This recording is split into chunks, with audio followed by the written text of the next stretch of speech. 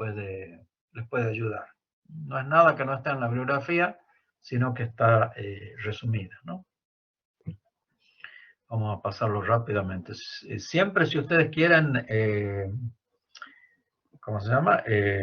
Interrumpirme o algo, abran el micrófono y lo vemos, ¿no? Si no, me aburro yo de hablar solo. Bien. Una primera cosa que tienen que hacer ante ante el diseño de una fundación, de una obra civil cualquiera, ¿sí? Es primero elegir el sistema de fundación.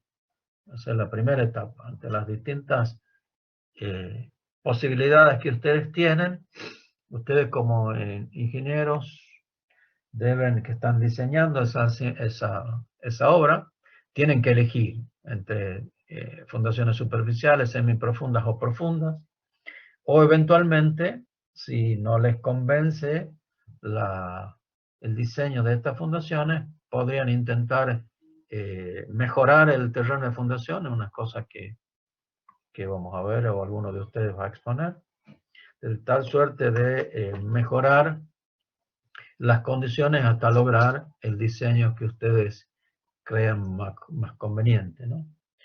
Siempre el diseño, como ustedes saben, la ingeniería no es una ciencia exacta. Eso significa que para un problema no hay una única solución. Hay múltiples soluciones, siempre. Siempre hay múltiples soluciones. Depende de cada uno quien esté trabajando, de acuerdo a su impronta, y también de la tecnología del lugar, etc. Pero las soluciones mejores, no solo la única, la que ustedes elijan, deben cumplir al menos un equilibrio, una condición de equilibrio entre economía y seguridad. ¿Qué significa eso? Que la mejor solución o las mejores soluciones son aquellas que son lo más económicas posible, pero lo suficientemente seguras. Así que en ese equilibrio está de la infinidad de soluciones que un problema puede plantear a un ingeniero o una ingeniera.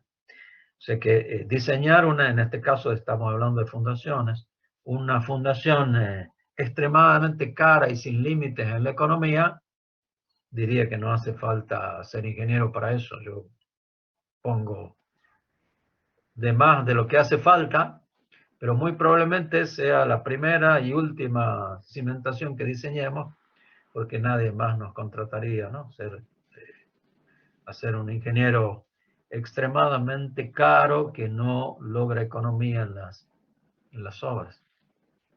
Y el caso contrario extremo también sería la última cimentación o obra que diseñemos si es insegura, porque estaríamos en la cárcel, no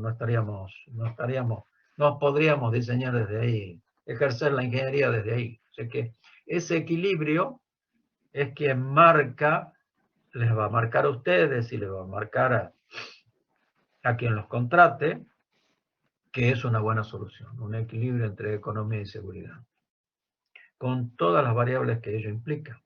Y ahí, para poder decidir eso, ustedes tienen que poner en juego de manera inteligente todo el bagaje de conocimiento que están adquiriendo.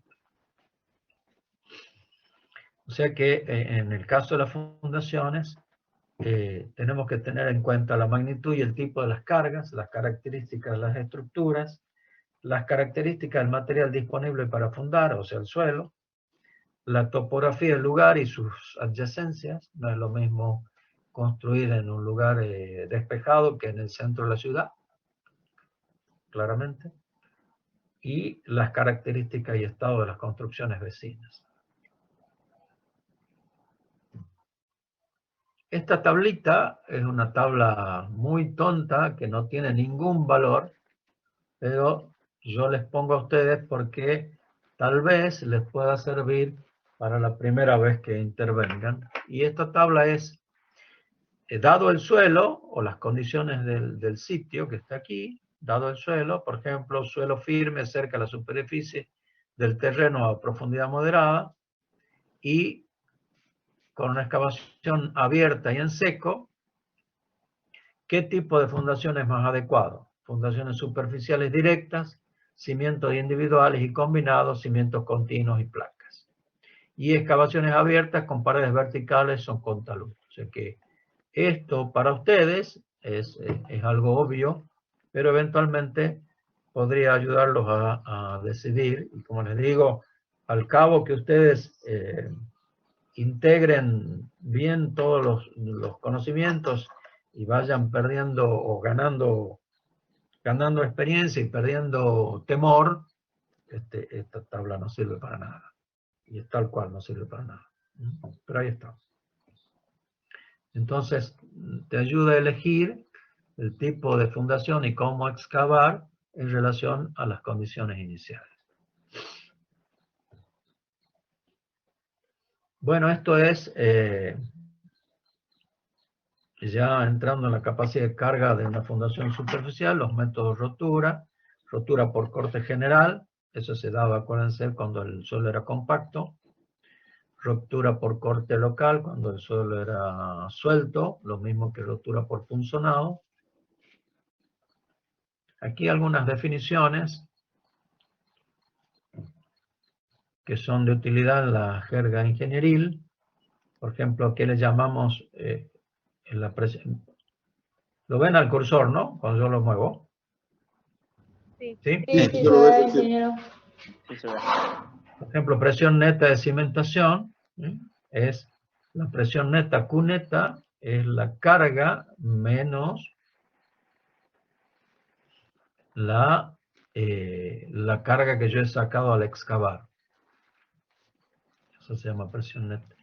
La presión efectiva neta, la capacidad de carga, etc. Son cosas que ustedes, algunas ya conocen. Los modelos de rotura, la teoría de Prandtl-Terzaghi, estos dibujitos que ustedes ya lo conocen de memoria. Las fórmulas puestas todas juntas para que las tengan, para que las puedan utilizar. En el caso del suelo suelto lo mismo, el agua de Terzaghi, en los casos drenados, no drenados, perdón, que está aquí abajo, están los casos no drenados. Una cosa es importante a considerar, que cuando uno hace o está en la construcción de una cimentación superficial, supongamos que a ustedes les toque construir o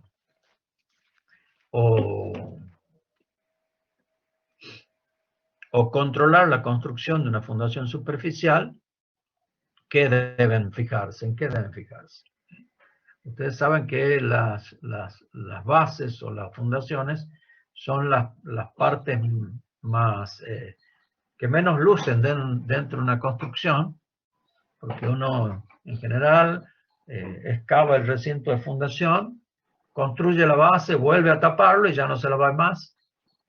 Solamente se las nota a las fundaciones cuando causan un problema.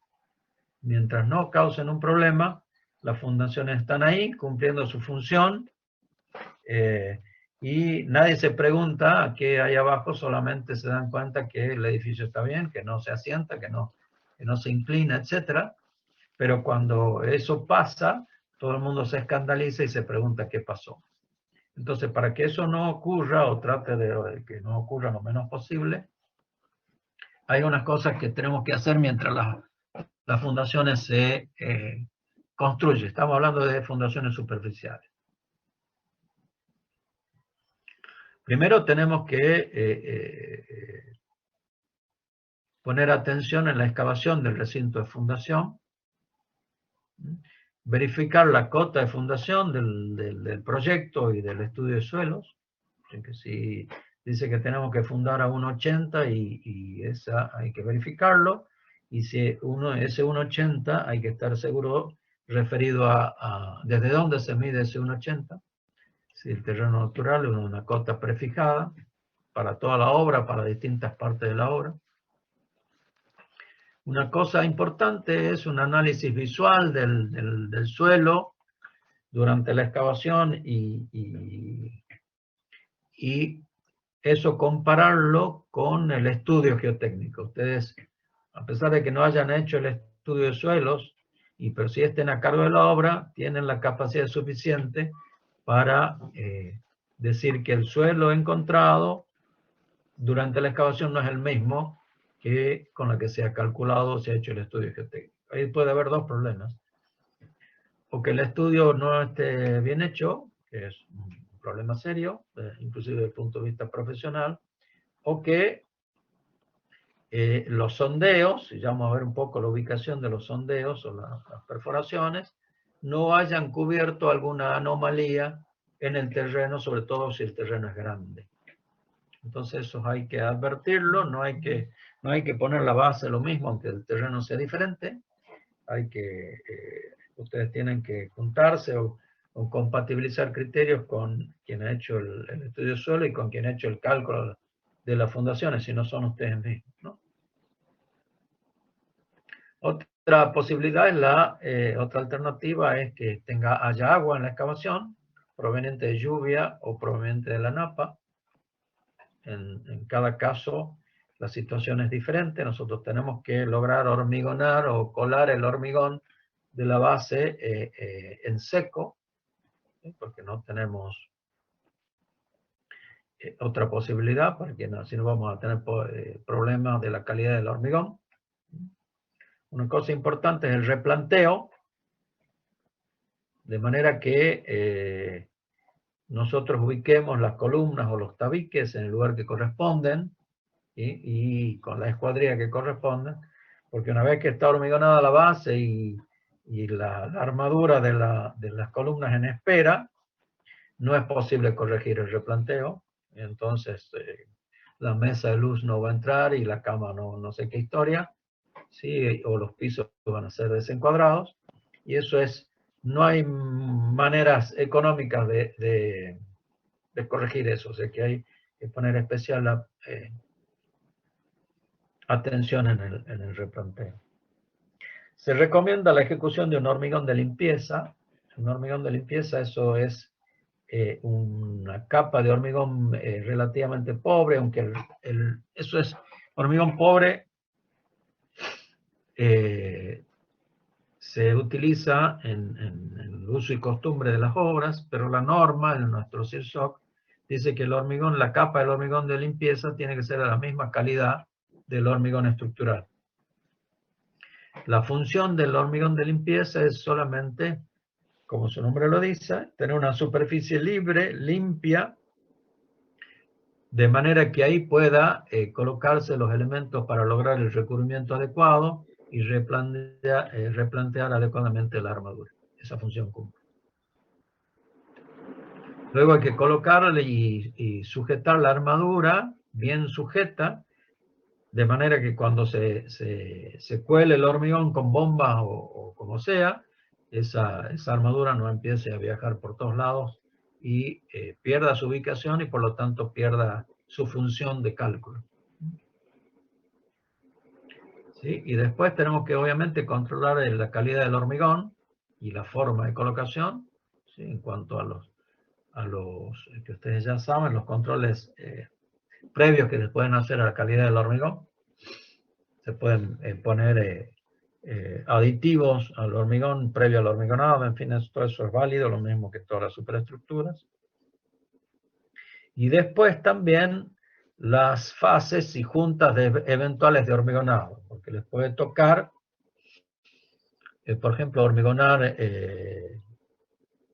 bases de mucho volumen de hormigón. Por ejemplo, una vuelta me ha tocado diseñar y controlar la construcción de una base que tenía 550 metros cúbicos, que no se podían hacer ni en un solo día, ni tampoco verter todo el hormigón por cuestiones de calor de hidratación del cemento, ¿sí? Hay que controlar el calor de hidratación.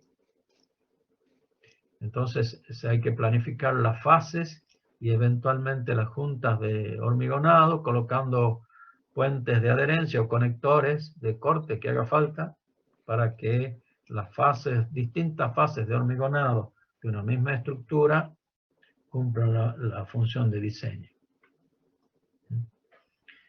Una vez que está todo hecho allí, y ¿qué podemos controlar después? Lo que podemos hacer es hacer un control de desplazamiento o deformación a medida que vamos cargando esas bases, de manera que vaya compatibilizando también las deformaciones con las previstas en la estructura. Así que eso hay que controlarlo también. Si supongamos, se prevé que la estructura total asiente 5 centímetros y es un edificio de 15 pisos y vamos por el tercero y ya va asentado 7, algo está pasando, algo está fallando y tenemos que advertir para corregir antes de seguir. Bien, esta que ustedes creo que no la conocen, pero es la misma ecuación de Terzaghi, los tres sumandos de la ecuación de la presión de tapada y del suelo por debajo de la fundación, nada más que en una expresión sola está lo que tiene Terzaghi, las distintas maneras, ¿no? Entonces, por ejemplo, C por NC tiene un factor de forma, un factor de profundidad y un factor de inclinación de carga. Cada sumando tiene factores de corrección en una sola expresión, que es la ecuación general de Meyerhoff. Es la misma, aquí están los factores de forma y los factores de profundidad e inclinación. Los mismos Briggs-Hansen también tienen factores de corrección similares a los de Meyerhoff, por si acaso ustedes lo ven en alguna bibliografía. Se utiliza bastante esa expresión también. Esto es la capacidad de carga en condiciones no drenadas. Eso ustedes ya lo saben bien, muy bien, digamos. Esto es una ecuación de Bessick basado en otra teoría diferente, que es la expansión de cavidades.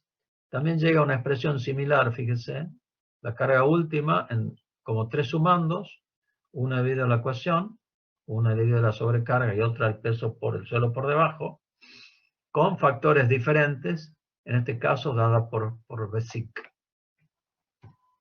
Todas dan prácticamente lo mismo. Esto les puede quedar en la biblioteca. Algunas consideraciones adicionales respecto a la capacidad de carga es la presencia del freático, cómo tener en cuenta la disminución del peso unitario del suelo, ya sea el suelo de tapada o el suelo por debajo de la fundación, hasta la profundidad activa o la presencia del agua y la consideración del peso saturado sumergido. Una cosa que estas expresiones generales están dadas para suelos homogéneos. Entonces, ¿qué pasa si nosotros tenemos, por ejemplo, como en el caso que está esquematizado a la izquierda, un suelo blando de poca profundidad, menor que la profundidad activa, y después un suelo más rígido? O al revés, un suelo rígido por arriba y abajo el estrato blando. Una posibilidad de ponernos del lado de la seguridad es considerar en ambos casos, aquí o aquí, calcular la capacidad de carga relativa al estrato blando. Eso es ponernos del lado de la seguridad, pero tenemos la chance, según esta expresión dada por Skempton, de aumentar la capacidad de carga y no ponernos tan del lado antieconómico, de esta manera. Inclusive esta alternativa aquí de considerarlo al suelo rígido, la distribución de presiones se hace según un ángulo de 30 grados. Puede ocurrir, supongamos, que nosotros tengamos un suelo muy blando abajo y diseñar una fundación para ese suelo muy blando resulta ser una base de muy grandes dimensiones, muy cara, Entonces lo que podemos es excavar hasta mayor profundidad que la cota propia de fundación y construir artificialmente un relleno de suelo rígido, que puede ser grava y arena compacta o bien compactada, y aplicar esta distribución de carga y disminuir el tamaño de la base. Esto se hace bastante. Me acuerdo que lo hemos hecho aquí en el Super Libertad, que está en la avenida Roca, allá al final. Eso tiene esta solución. ¿Sí? Era un suelo horrible, espantoso. Entonces hemos acabado y hemos hecho, eso se llama reemplazo de suelo parcial. Hemos reemplazado parcialmente el suelo. Otra manera de calcular la capacidad de carga para un espesor reducido es utilizando estos gráficos. Y aquí en esta expresión está la misma fórmula, C por NC más Q por NQ más un medio de gamma por BN gamma, y tienen tres coeficientes, epsilon C, epsilon Q y epsilon gamma, que salen de estos sábacos en función de la relación geométrica B sobre H, B el ancho de la base y H la profundidad del estrato blando, y del ángulo de fricción interna. Entrando por aquí, saliendo por aquí, saco el epsilon C, gamma y H.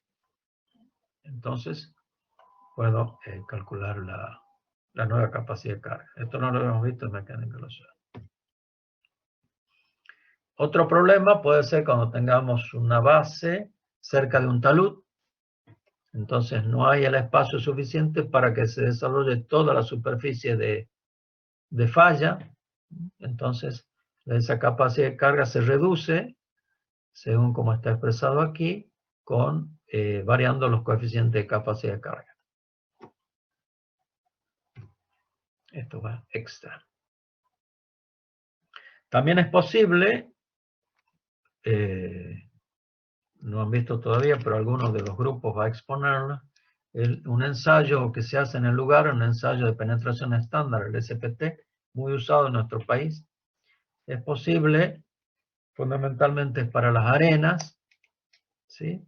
En función del número de golpes, o sea, el resultado de ese ensayo, obtener una serie de coeficientes, la densidad relativa, el ángulo de fricción interna, según estos dos autores. Se utiliza bastante para arenas, ¿no? Inclusive en función de ese valor de n, directamente, por ejemplo, con este gráfico que está a la derecha aquí, se puede sacar la capacidad de carga admisible en kilonewton metros cuadrados en función de n, que es el número de golpes para hincar la cuchara de Terzaghi 30 centímetros. Eso lo vamos a ver con detalle a la ejecución de ese ensayo. Muy útil. También el compadre Meyerhoff ha propuesto calcular la capacidad de carga de una fundación superficial en función de n y en función de los asentamientos. ¿Qué significa eso? En vez de hacer el proceso que nosotros estamos acostumbrados a hacer, es decir, calcular la capacidad de carga, darle tamaño de base, después calcular los asentamientos y, si no verifican los asentamientos, recalcular la capacidad de carga, así hasta que verifique las dos condiciones de resistencia y asentamientos, la base. Lo que propone Meyerhoff, en función del número de golpes, el n corregido, ya vamos a ver cómo se corrige, calcular la capacidad de carga admisible neta fijado un asentamiento. O sea, nosotros fijamos lo que queremos hacer, que la base se asiente, y en función de n podemos calcular la capacidad de carga neta corregida, neta admisible, perdón, según Meyerhoff. Eso tampoco lo hemos visto.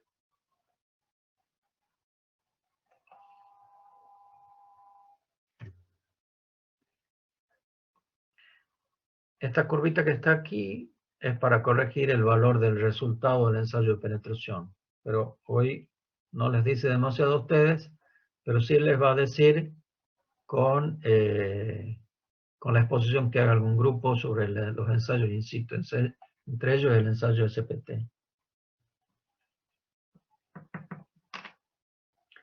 Perdón, una cosa que no hemos dicho, pero creo que está escrito por ahí, que los temas que den ustedes como exposición, para el resto de ustedes que no son los expositores, es como si se la diéramos nosotros como el staff de la cátedra, ¿no? O sea que vale para los parciales, vale para el examen final, etc. Tiene ese valor para los escuchas.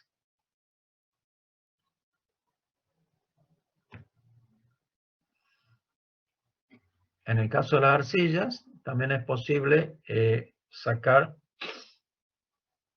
en función de este valor de n, la consistencia y el valor de Q sub U, que es la resistencia al corte no drenada. Hay otro ensayo, este ensayo CPT, ensayo de cono, que lo vamos a ver después, que es aplicable también es aplicable a suelos blandos, a arcillas blandas, y a partir de ahí se puede sacar la resistencia admisible también. Esta es una tabla, supongamos, hay algunos códigos, los reglamentos de edificación de algunos países que dan el valor de tensión admisible dependiendo del tipo de suelo. Esta tabla tampoco no tiene valor, solamente quiero indicarles con esto que hay tablas que dan eso y que ustedes no lo tomen, porque tiene un valor muy indicativo, nada más. Con todo lo que ustedes ya saben, pueden calcular y no sacar la tensión admisible de una tabla. Bueno, vamos a... ¿Qué hora es? 5. Vamos a ver un poco los asentamientos, pero esto es muy rápido, ¿no? Ustedes ya lo vieron a todos, ¿no? Fundamentalmente, estos son los distintos tipos que pueden... maneras que pueden provocarse asentamientos en una fundación. La que nosotros estamos considerando son asentamientos por consolidación o por distorsión elástica, un asentamiento inmediato. Y no todos estos que también puede provocar asentamientos en una fundación. La aplicación de la teoría de la elasticidad, y voy más rápido, ¿sí? Para un estrato infinito, aquí está la expresión, cómo se calcula el valor del asentamiento inmediato para un estrato infinito elástico. El método de Yambu. El método Steinbrenner, que es el que hemos visto específicamente nosotros, para que lo tengan, para suelos estratificados. ¿Alguna idea de los parámetros elásticos que hay en los suelos? Y sigamos. El método edométrico, eso ya hemos visto, inclusive algunos han sufrido con eso en un examen, cómo se calculan los asentamientos para arcillas normalmente consolidadas, preconsolidadas, etc. Aquí hay un gráfico que es posible corregir. Está el esfuerzo en función del tiempo, y fíjense que hay una etapa de excavación en las cuales nosotros le sacamos carga al suelo, que no está considerada, y después vamos aplicándole carga progresivamente de manera lineal, está puesto aquí de manera teórica, hasta llegar al final de la obra, y finalmente hay una carga constante a lo largo del tiempo. Nosotros cuando calculamos asentamientos en general, consideramos que la carga se aplica toda de una sola vez y no hay una descarga previa del suelo.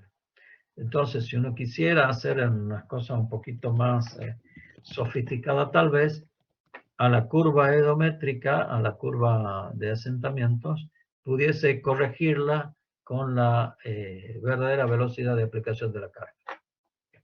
Y dan, en algunos suelos, con unas consideraciones, casos especiales, vale la pena hacer esto. En el común de los casos, no. pero yo les expongo para que ustedes lo tengan. Esto para calcular asentamientos en suelos arenosos. Vamos acelerando el método de Shetnerman. Aquí está todo explicado ahí, así que no van a tener problemas como quieran utilizar. Bueno, terminamos aquí, esta parte. Ahora vamos a ir al número 2, al tema 2. Déjenme que comparta la otra pantalla. Bien, lo ven ahí, ¿no? Sí, ingeniero. Aunque sea así. Bien. Este es el reglamento CIRSOC que estaba en proyecto alguna vez, la serie 400. Así ustedes tienen la serie de los CIRSOC, de la serie de los 100, que está relacionado con las cargas y las acciones. La serie de 200, creo que es la de... ¿De qué es la serie de 200 de hormigones? 200 de hormigones. 200 hormigones, la serie 300 es estructuras metálicas, y la serie 400 iba a ser la serie de relacionadas con el suelo y las fundaciones. Hemos quedado en el 401, que se lo he puesto en discusión pública, y ahí está como proyecto de reglamento aún. Se llama el CIRSOC 401, Reglamento Argentino de Estudios Geotécnicos. Este dibujito les suena conocido a ustedes. Este lo pueden bajar de la página del INTI para tenerlo, y habla específicamente para la planificación y exploración del suelo.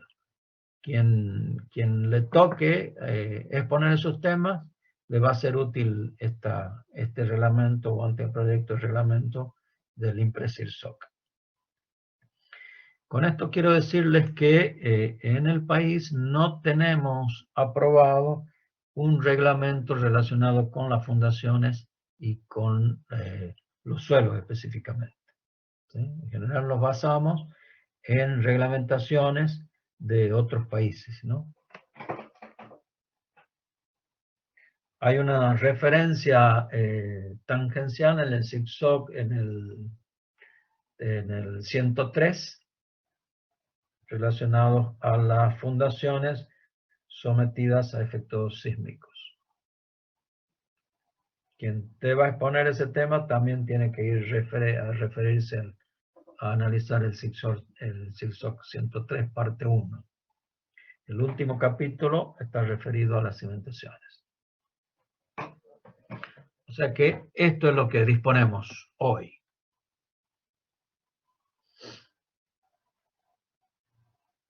No hay más. De todas maneras, Marcelo también le va a compartir en la página, lo tenemos nosotros, como para que lo tengan ustedes completo. Pero es proyecto de reglamento.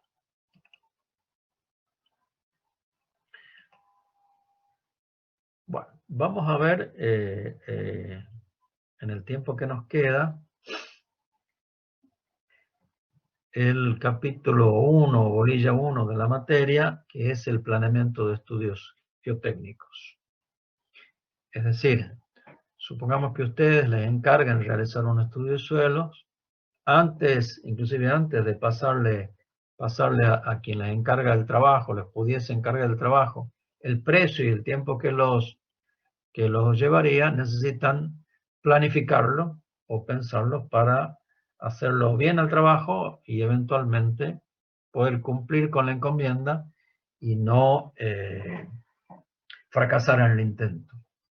Para eso está este capítulo, como para orientarnos a cómo planificar un estudio geotécnico en función de los objetivos del mismo.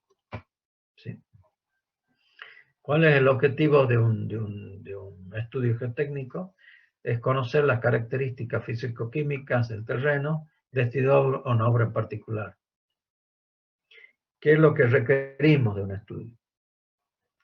Primero, poder conocer, como decíamos, las características geomecánicas del suelo, proponer o determinar cuál es el sistema de fundación que compatibilice la estructura con las propiedades del suelo, lo que decíamos hace un rato, elegir cuál es el sistema de fundación más apropiado a la obra, es aquella solución que equilibre lo técnico de lo económico, la seguridad con la economía, y eventualmente si estamos en una obra especial, puede evaluarlo al suelo como material de construcción.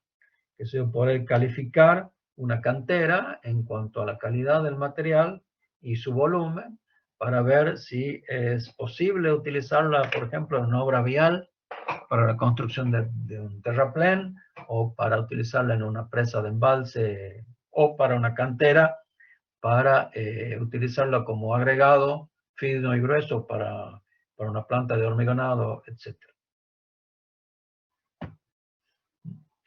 ¿Qué tenemos que tener en cuenta?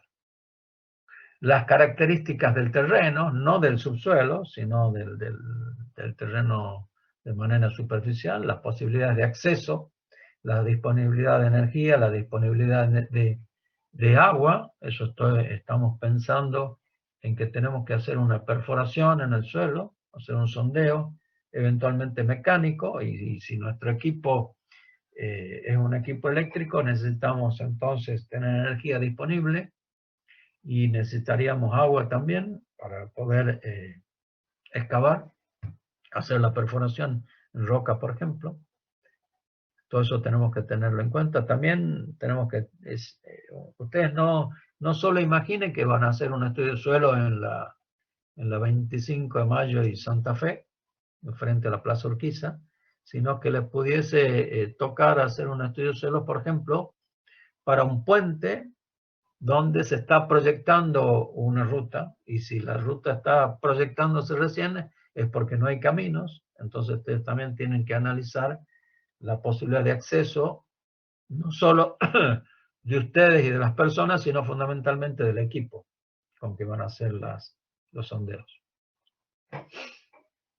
Tienen que tener en cuenta claramente el tipo de obra, ¿sí? Si es una obra hidráulica, o si es una obra, una fábrica donde va a haber máquinas que van a someter a vibraciones al suelo, etcétera, porque de eso también depende qué tipo de muestras tienen que obtener, cuán alteradas pueden ser las muestras, qué tipo de ensayos pueden hacer en el lugar, son recomendables y qué ensayos no. La funcionalidad de la obra, eso quiere decir cuánto requerimiento estructural requiere la obra.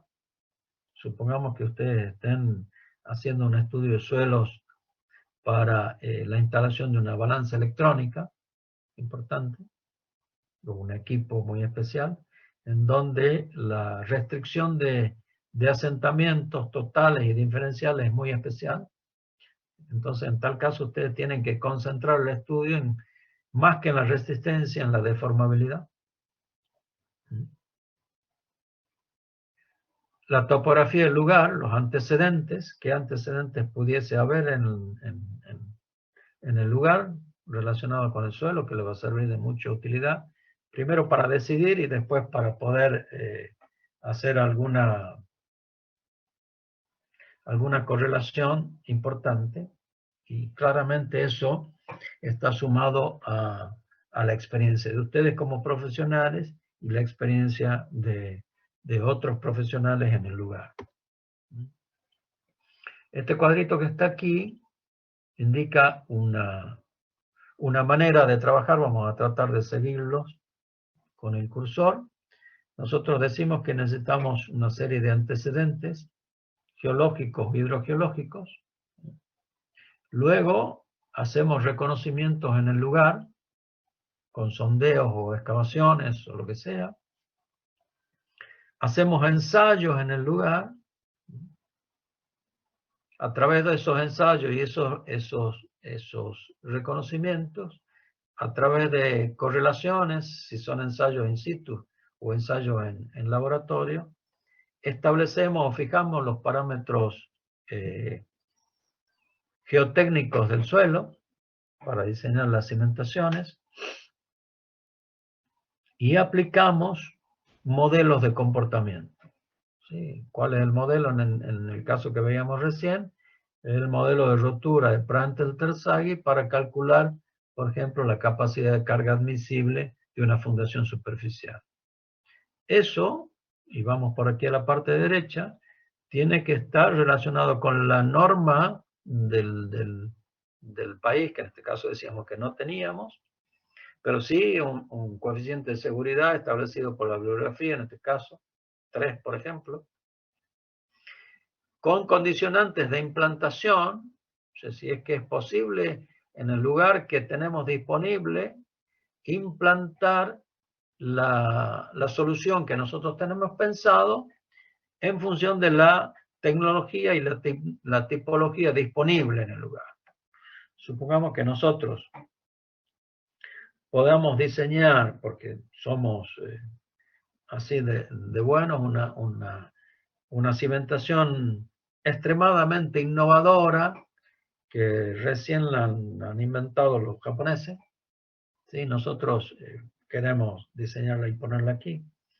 Pero esa tecnología no está disponible aún, por ejemplo. Entonces es inaplicable en nuestro país, por ejemplo, o en nuestro lugar, o en el lugar que nosotros vamos a hacer la fundación, ¿no? O sea, con todos estos condicionantes nosotros definimos la cimentación. Después, en la interacción suelo-estructura, ¿sí? Puede haber problemas constructivos o interacción con el entorno. Esto puede ser, por ejemplo, si estamos hablando de una construcción urbana, puede ser la interacción con los vecinos, que nosotros durante la excavación hayamos producido daño a los vecinos, etc. Eso requiere controles durante el proceso de construcción, lo que hablábamos hace un rato. Eso puede implicar mejora del proyecto, ¿sí? Y volver aquí, o eventualmente para ustedes como ingeniero, como empresa, como lo que sea, eso va generando experiencia. Y así el próximo caso, donde debamos definir los parámetros geotécnicos y los modelos de comportamiento, en función de la experiencia recogida en el proyecto anterior, vamos recabando experiencias, ¿sí? Esa es la idea, que ustedes no siempre sean ingenieros o ingenieras recién recibidos. En algún momento van a ser ingenieros seniors y con mucha experiencia. Esa experiencia se gana de la adquisición de conocimiento y del hacer, que ustedes han ido recogiendo en el lugar y ustedes mismos haciendo las cosas. Bueno, veamos qué tipo de antecedentes hay. Puede haber estudios previos o planos existentes. Supongamos que si nosotros vamos a hacer un estudio de suelo en la calle Santiago del 700, si nosotros no tenemos experiencia, ustedes no tienen experiencia, lo que tratarían de buscar es si hay edificios en la cuadra, en las inmediaciones, de la envergadura del que ustedes quieren proyectar. Hay que analizar cómo se ha comportado ese edificio, si es que ese edificio se ha comportado bien, qué tipo de fundaciones tiene, y si esas fundaciones cómo se las ha construido, y eventualmente tener a disposición el estudio geotécnico que ha dado la posibilidad de la construcción de esa obra para tenerlo como base. Tenemos que ver una visión global del emplazamiento, los accesos que decíamos recién, algún mapa geológico, fotografías aéreas, la hidrogeología y eventualmente los perfiles de erosión, si estamos próximos o con riesgo de acción del agua erosiva. Para eso definimos las obras en 3 tipos de obras. Obras puntuales, que pueden ser, por ejemplo, un edificio, una vivienda, o ahí está dibujadito un pocito petrolero, pero son obras que en general abarcan poca superficie. Obras lineales, por ejemplo, un tendido eléctrico de alta tensión, un gasoducto o un oleoducto, un acueducto y un camino. Son obras lineales. Y obras de superficie puede ser un barrio, puede ser una industria que está bien expandida en superficie. Entonces, dependiendo del tipo de obras, vamos a definir la ubicación y cantidad de pozos de exploración a hacer. No es lo mismo hacer un estudio de suelo para un edificio que hacer un estudio de suelo para un barrio, por ejemplo. Cambia la magnitud. También tenemos que tener claro qué tipo de estudios vamos a hacer. Si estamos hablando de estudio de factibilidad o anteproyecto,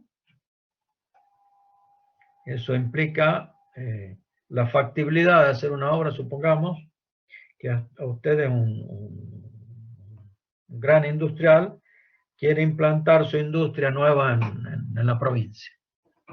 Entonces anda buscando un lugar y, entre otras cosas, por ejemplo, él me imagino que buscará un lugar donde tenga accesos adecuados, donde haya energía, etcétera, donde sea barato.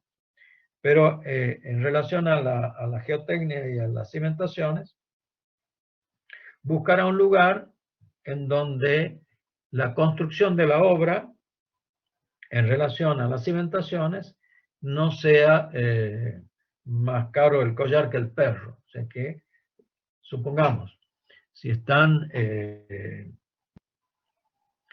por hacer, por ejemplo, una batería de silos, en donde los silos tienen una estructura que está por debajo de tierra, que se llama foso de noria, donde va hasta cierta profundidad, y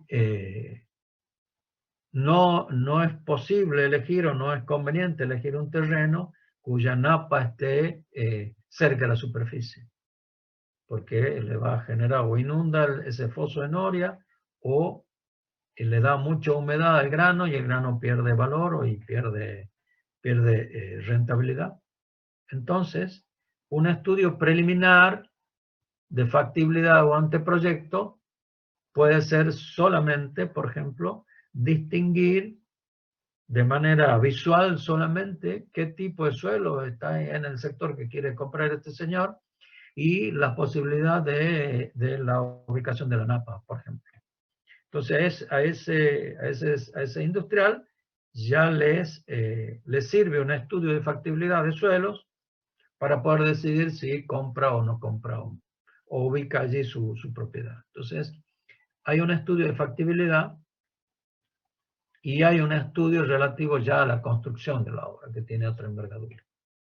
Y dentro de los estudios relativos a la construcción de la obra, hay un estudio reducido, hay un estudio normal y un estudio intenso. Un estudio reducido podría ser, supongamos, que les toque hacer un estudio solo en el centro de la ciudad, justo en un predio donde ustedes en la vereda del frente ya han hecho un estudio, a la otra cuadra han hecho otro y a la par han hecho otro. O sea, ya tienen muchos datos, inclusive datos propios, y ese podría justificarse hacer menos sondeos exploratorios porque ya la zona es muy conocida. Un estudio normal sería aquel con que ustedes no cuentan todo este cúmulo de antecedentes y datos, entonces hay que hacer mayor cantidad de sondeos que el anterior para ver si en el lugar no hay alguna anomalía. O un estudio intenso podría ser aquel caso en que la obra así lo amerite, que sea una obra de tal envergadura que hacer un estudio intenso, o de antemano ustedes ya saben que en ese sector, en esa zona o en ese lote, los suelos son complejos. ¿sí? O hay arcillas expansivas, o hay suelos colapsibles, o hay mucha heterogeneidad de suelos, entonces hay que hacer la cantidad de sondeos para poder ubicarlas.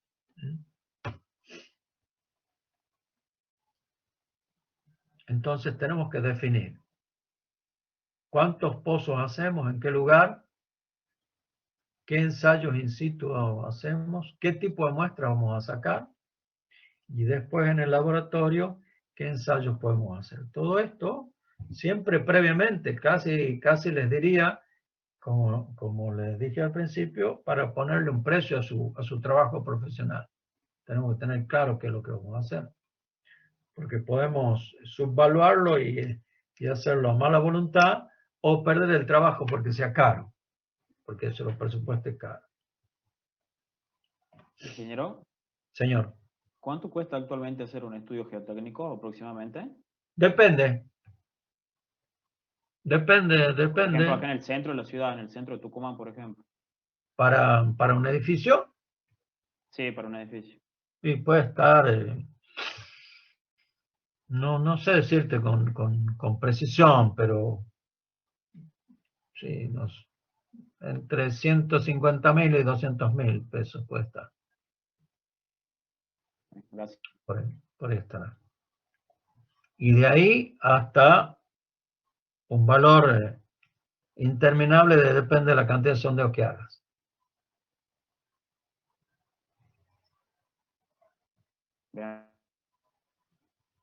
Bien, esto es lo que hablábamos al principio del CIRSOC, ¿sí? Este es el único que tenemos, el 401. El 402 y el 403 eran los que en algún momento se va a escribir. Está en preparación estos, pero no terminan de nacer. Cuando tengamos toda la serie 400, vamos a poder decir que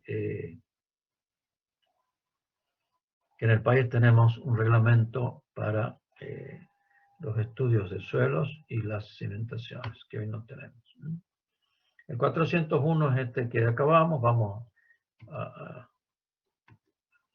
no lo voy a entrar en detalle, porque eso lo va a ver el grupo que exponga. Pero, por ejemplo,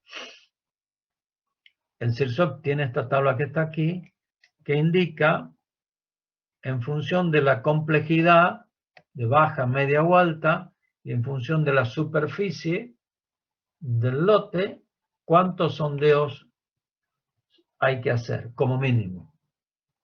¿Sí? Supongamos, si nosotros estamos haciendo un estudio suelo para un barrio, y ese barrio tiene 10 hectáreas, y de una complejidad media, tenemos que hacer al menos 20 sondeos, 20 pozos exploratorios, según este reglamento.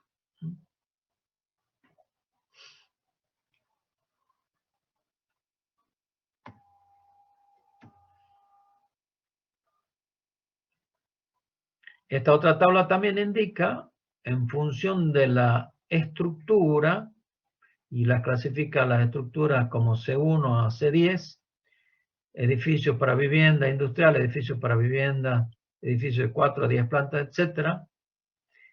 Habla aquí, en esta tabla que está a la derecha, las distancias máximas entre los sondeos, entre los puntos de investigación. ¿Qué distancia deben separarse un pozo respecto a otro? Por ejemplo, aquí en este C10, que es para caminos, autopistas, canales, ductos de todo tipo, como máximo hay que separar 50 metros un pozo de esto. Imagínense, si ustedes están haciendo un camino de 30 kilómetros, la cantidad de sondeos, y va en relación a lo que vos me preguntabas, Santiago, en relación al precio. Tiene mucho que ver, gran parte del precio está dado en el trabajo de campaña. No es lo mismo hacer 3 pozos que hacer 140.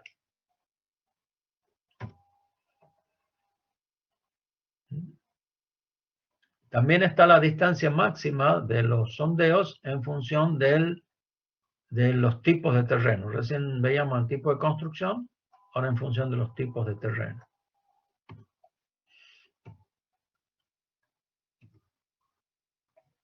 Este esquema también está en el reglamento e indica la distribución de los sondeos en un terreno dependiendo de la forma. Y está hablando siempre como mínimo de 3 sondeos, esto que está aquí a la izquierda, ubicados de esta manera. La idea es poder, por ejemplo, detectar una anomalía como esta. Supongamos que nosotros hagamos 3 sondeos en un lote y veamos que uno de estos sondeos, por ejemplo este que está aquí a la derecha, es muy diferente a los otros 2. Encontramos un suelo muy diferente. Entonces la pregunta es, ¿el cambio de suelo está dado aquí, bien pegadito a este sondeo, aquí en la mitad, muy pegadito a los otros? Entonces eso va a implicar necesariamente aumentar el número de sondeos hacia aquí, hacia la izquierda, para localizar con exactitud dónde está el cambio de suelo. Si nosotros podemos minimizar estas incertidumbres en base a los antecedentes, podemos también, entre otras cosas, tanto que a Santiago creo que le interesa mucho el precio, podemos minimizar estas cuestiones del precio. Pero nos indica inclusive cómo distribuir este reglamento los sondeos en planta.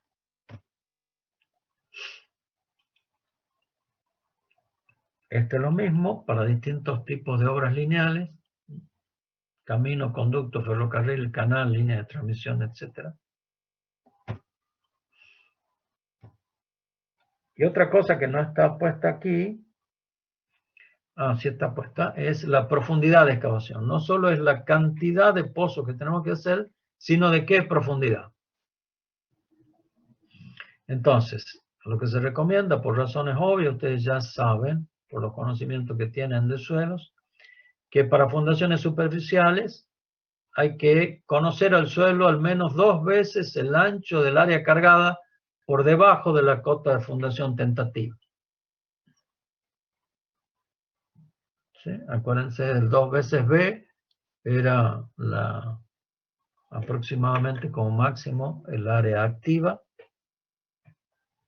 Y si estamos previendo que vamos a fundar con pilotes, tenemos que perforar 10 metros como mínimo por debajo del plano de fundación tentativa. Eso es para poder calcular la capacidad de carga de punta de los pilotes. Vamos a ver después. Y los caminos, aeropuertos y canales, 5 a 10 metros por debajo del plano de asiento del terraplén. Todas estas variables finalmente llegan a que nosotros podamos hacer planificar y hacer un estudio geotécnico como corresponde, y eventualmente poder de antemano fijar un valor, un precio. Bien, hasta aquí llegamos hoy.